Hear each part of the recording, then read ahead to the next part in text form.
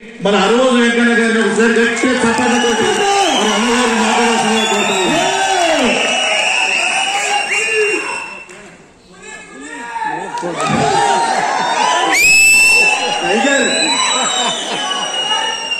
ఈ వేదికను అలంకరించిన మన ఆడబిడ్డ వెన్నెలక్క గారికి మరియు అదేవిధంగా మన నల్లమల్ల అన్నగారికి, మన రామలింగం అన్న గారికి, మన గడ్డం రమేష్ చంద్రన్న గారికి, మన నరసన్న గారికి, ముఖ్యంగా మన రాచకొండ అన్న, చప్పట్లు కొట్టాలి రాచకొండ అన్న,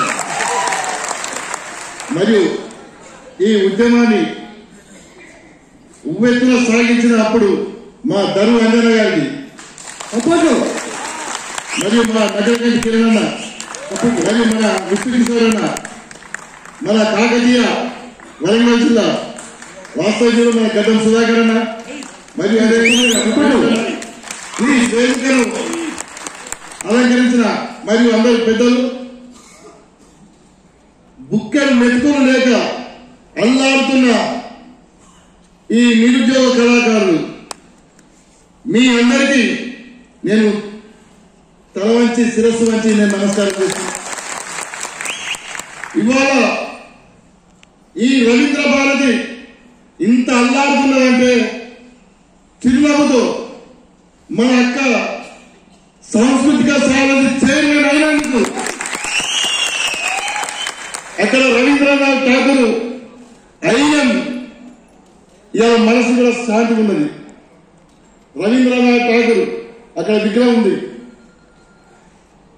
తెలంగాణ వచ్చిన తర్వాత ఇప్పుడు విష్ణుకిషోర్ అన్నట్టు అసలైన సాంస్కృతిక సారథి చైర్మన్ మన గద్దరన్న వారసురాలు, గద్దరన్న రక్తపు ముద్ద మన వెన్నెలక్క. మనం అంటే గద్దరన్న వారసులమా కాదో? గద్దరన్న వారసులమా కాదో?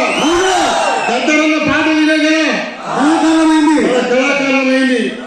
తెలంగాణ ఉద్యమంలో గోటి కొంగరేసి కాలకు గద్దెగట్టి ఊరు తిరిగి ఉద్యమాలు చేస్తే ఇవాళ మనం ఏ పరిస్థితులు ఉన్నాం?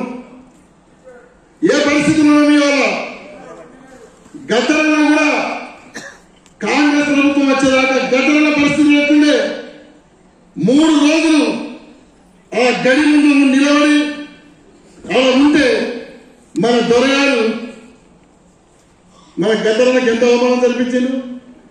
ఆ గద్దరన్న ఉసురు కలిగే ఇలా ప్రభుత్వం కూలిపోయింది. గద్దరన్న మామూలు వ్యక్తి కాదు, ఒక చరిత్ర. గద్దరన్న అంటే ఒక చరిత్ర. ఇవాళ గద్దరన్నకు సరి అయిన న్యాయం జరిగింది. ఇవాళ గద్దరన్న ఆత్మ శాంతిస్తుంది.